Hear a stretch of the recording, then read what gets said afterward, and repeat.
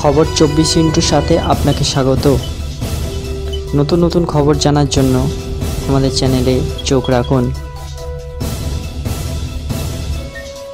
নমস্কার দর্শক বন্ধুরা, খবর 24 সাথে আপনাকে স্বাগত। সোমবার থেকে শুরু হয়েছে 18তম লোকসভার প্রথম অধিবেশন। প্রধানমন্ত্রী নরেন্দ্র মোদীর পর রাজনাথ সিংহ, অমিত শাহ, নীতিন গডকরি, শিবরাজ চৌহান, মনোহর লাল খট্টর সহ কেন্দ্রীয় মন্ত্রীরা সাংসদ হিসেবে শপথ নিয়েছেন। এই সময় সংসদ ভবনেও বিরোধীদের বিক্ষোভ দেখা যায়। তিনি সরকারের বিরুদ্ধে সংবিধান ভঙ্গের অভিযোগ করেন। আজ লোকসভায় যখন প্রধানমন্ত্রী মোদী এবং স্বরাষ্ট্রমন্ত্রী অমিত শাহ শপথ নিতে যান, কংগ্রেস এবং বিরোধী সাংসদরা তাদের হাতে সংবিধানের কপি নেড়েছিলেন। এরপরে শিক্ষামন্ত্রী ধর্মেন্দ্র প্রধান শপথ নিতে উঠলেই বিরোধী দলগুলি নিটের স্লোগান দিতে শুরু করে।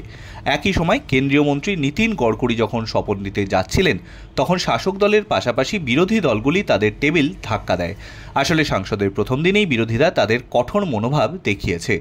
কংগ্রেস সাংসদ সোনিয়া গান্ধী সহ ইন্ডিয়া অ্যালায়েন্সের নেতারা সংবিধানের অনুলিপি নিয়ে সংসদ চত্বরে বিক্ষোভ করেছেন।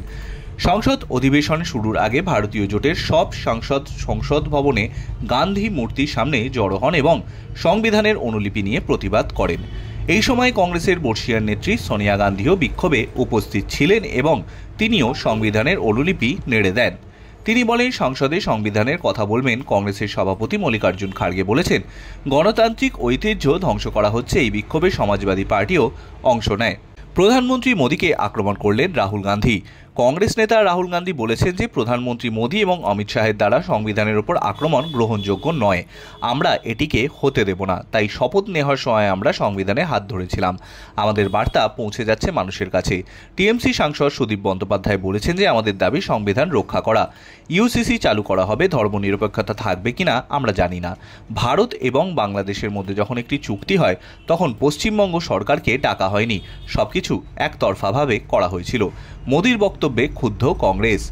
এখানে সংসদ অধিবেশন শুরুর আগে কংগ্রেসকে আক্রমণ করেন প্রধানমন্ত্রী মোদী। তিনি বলেন, আগামীকাল জরুরি অবস্থায় 50 বছর পূর্ণ হবে। এই দিনটি গণতন্ত্রের কালো দাগ। জরুরি অবস্থার সময় দেশকে কারাগারে পরিণত করা হয়েছিল। প্রধানমন্ত্রীর এই বক্তব্যে আগ্রাসী হয়ে ওঠে কংগ্রেস এবং পাল্টা জবাব দেন দলের সভাপতি মল্লিকার্জুন খাড়গে। তিনি বলেন, প্রধানমন্ত্রী নরেন্দ্র মোদীর জরুরি অবস্থা নিয়ে কথা বলা ছাড়া আর কিছুই অবশিষ্ট নেই। ব্যুরো রিপোর্ট, খবর 24x7।